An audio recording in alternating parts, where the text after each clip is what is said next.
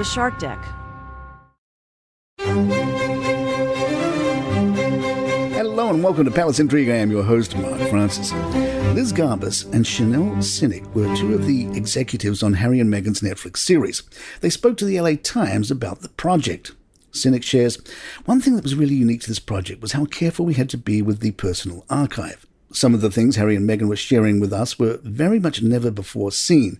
We had to protect the archive in order to continue to build trust and honour the project, so there were a lot of security protocols put in place that I think went above and beyond what another project would probably do." And as for what surprised them about the Sussexes, Cynic said, "For me it was very much their relationship together and how they look at each other and interact. As we were crafting the arc of the series, the love story element as the through line just felt authentic and right, considering how beautiful it is to watch them together when they're just at home or on Zoom or sitting on a couch." Garbus added, "I had kind of already built a basic relationship with Meghan over the prior year. I wasn't a royal watcher. I didn't have those preconceived notions, though I guess I had like the vision of a stiff upper lip kind of family member. As everyone knows from our doc, Harry actually is very chatty, very communicative, emotionally intelligent, doing a lot of work on himself in terms of dealing with his past and dealing with being a man married to a woman of colour in America. That definitely surprised me. One of the things that I explored in the show was that in many ways this was Harry's journey, that Harry had this very fundamental primal trauma as a child and felt very clearly that the royal family did not protect his mother. And as a child who loses a mother, there are things that aren't forgivable. And I think that Meghan was on this journey with Harry, as opposed to her pulling Harry out of something that he would have stayed in were it not for her. Meghan really became the face of the blame for destroying something that the British public felt was so important to them. And then add throwing every misogynistic and racist trope into that, as historically been the way women have been positioned in these kinds of narratives. Alice Hare, the Daily Mail's junior-style editor, thinks Kate is looking fabulous these days. She's looking her best in her 40s and looking better than she ever has. So far in her 40s, she has gone for a slightly more fashion-forward take on things. Of course, she still loves the odd high street piece. She wore some 18-pound earrings from Zara to the BAFTAs in February.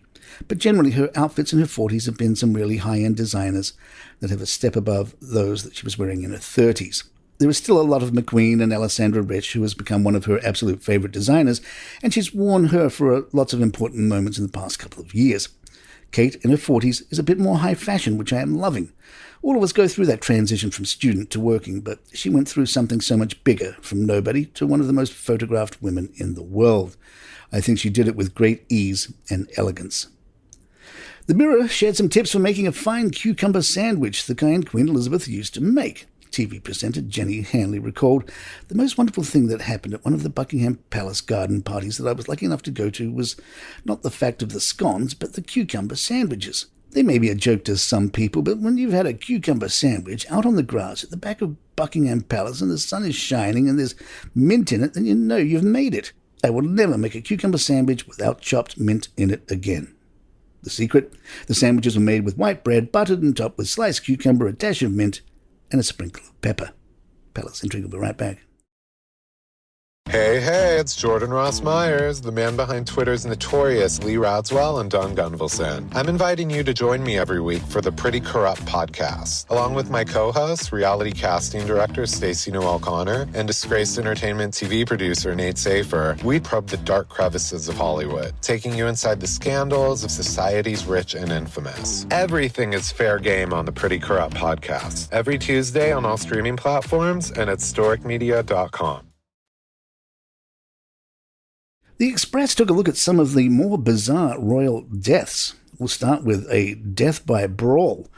Edmund I took to the throne when he was just 18 years old and kept it for 6 years. He was stabbed to death in a brawl in Puckle Church, Gloucester, trying to rescue his steward from a most wicked thief named Leofa, according to the chronicler John of Worcester. The monk wrote, "In seeking to rescue his steward from Leofa, a most wicked thief, lest he be killed, was killed himself by the same man on the feast of St. Augustine, teacher of the English, on Tuesday, 26 May, in the 4th indiction, having completed 5 years and 7 months of his reign." Then there was Edmund Ironside, who became king in April 1016. Just 6 months into his reign, he died while using the toilet. While some have claimed he died from battle wounds or disease, historian Henry of Huntingdon claimed Edmund was stabbed multiple times while doing his business. in November 1016. He writes that an assassin burst into the room and stabbed him to death. Another historian recorded a similar tale, although they claimed a crossbow was used instead. Henry I, who sat on the throne for 35 years from 1100, was a big fan of lampreys, nasty-looking fish which tasted like beef.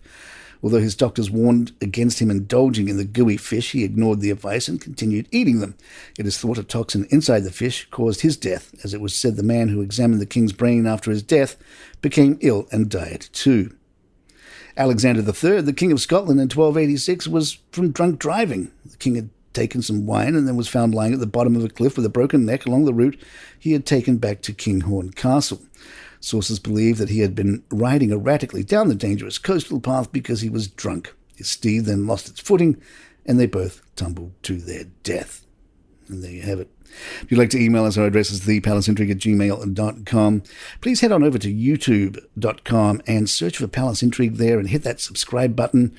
It would really help us out and help spread the word of Palace Intrigue. I'm Mark Francis. My thanks to John McDermott. This is Palace Intrigue, and good time. Hi, I'm Mark Francis and host of a new podcast, The Messi Effect. Join us as we take you into the exciting new world of Argentine soccer phenomenon, Lionel Messi, and his new life at Inter Miami. We'll bring you into the glitz, the glamour, the star-studded events, along with the exciting journey to a new world of U.S. soccer and international football with news and stories 3 times a week. Come along for the ride as Messi, Miami, and Major League Soccer experience the journey of a lifetime. Get the Messi Effect wherever you get your podcasts.